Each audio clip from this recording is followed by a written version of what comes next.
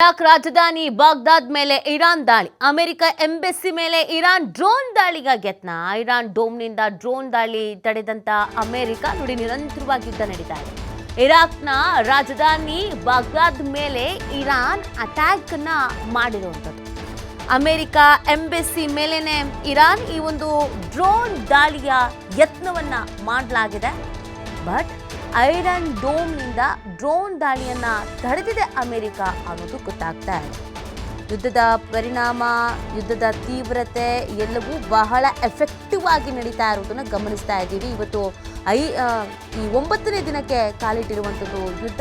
ಆದರೆ ಇದೀಗ ಪರಿಸ್ಥಿತಿ ಮತ್ತಷ್ಟು ಬಿಗಡಾಯಿಸುವಂಥ ಸ್ಥಿತಿಗೆ ಈಗ ಹೋಗಿ ತಲುಪಿರೋದನ್ನು ನೋಡ್ತಾ ಇರುವಂಥದ್ದು. ನೋಡಿ, ಅಮೇರಿಕ ಈ ಒಂದು ಅಟ್ಯಾಕನ್ನು ಐರನ್ ಡೋಮ್ನಿಂದ ತಡೆದಿದೆ ಅನ್ನೋದು ಗೊತ್ತಾಗ್ತಾ ಇದೆ. ಸೊ ನಿರಂತರವಾಗಿ ದಾಳಿಗಳು ನಡೀತಾ ಇದೆ.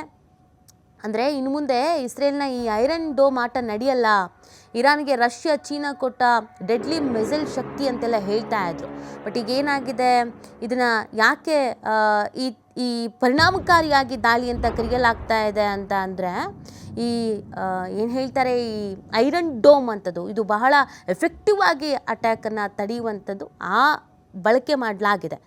ಸೊ ಇಲ್ಲಿ ಪರಿಸ್ಥಿತಿ ಎಷ್ಟು ಮಟ್ಟಿಗೆ ತೀವ್ರತೆಯನ್ನು ಪಡ್ಕೊಳ್ತಾ ಇದೆ ಅಂತಂದರೆ, ಮೊದಲಿಗೆ ಕೇವಲ ಯುದ್ಧಕ್ಕೆ ಸಂಬಂಧಪಟ್ಟಂತೆ ವಾಯುನೆಲೆಗಳನ್ನು ಈ ಥರಗಳನ್ನು ಅಟ್ಯಾಕ್ ಮಾಡಲಾಗ್ತಿತ್ತು. ಆದರೆ ಈಗ ನಾಗರಿಕರಿರುವಂಥ ಪ್ರದೇಶಗಳನ್ನು, ದೊಡ್ಡ ಬಿಲ್ಡಿಂಗ್ಸ್ಗಳನ್ನು ಮತ್ತು ಅಗತ್ಯ ಬಿಲ್ಡಿಂಗ್ಸ್ಗಳನ್ನು, ಅದು ಹಾಸ್ಪಿಟಲ್ಸು, ಆಮೇಲೆ ಸ್ಕೂಲ್ಸು, ಆಮೇಲೆ ಮಾಲು, ಈ ಥರವುಗಳನ್ನು ಗುರಿಯಾಗಿಸ್ಕೊಂಡು ಅಟ್ಯಾಕನ್ನು ಮಾಡಲಾಗ್ತಾ ಇದೆ. ಹಾಗಾಗಿ ಈ ಯುದ್ಧ ಸದ್ಯಕ್ಕೆ ಇಲ್ಲಿಗೆ ನಿಲ್ಲುವ ಅಥವಾ ಕಡಿಮೆಯಾಗುವ ಯಾವುದೇ ಲಕ್ಷಣಗಳು ಕಾಣಿಸ್ಕೊಳ್ತಾಗಿಲ್ಲ.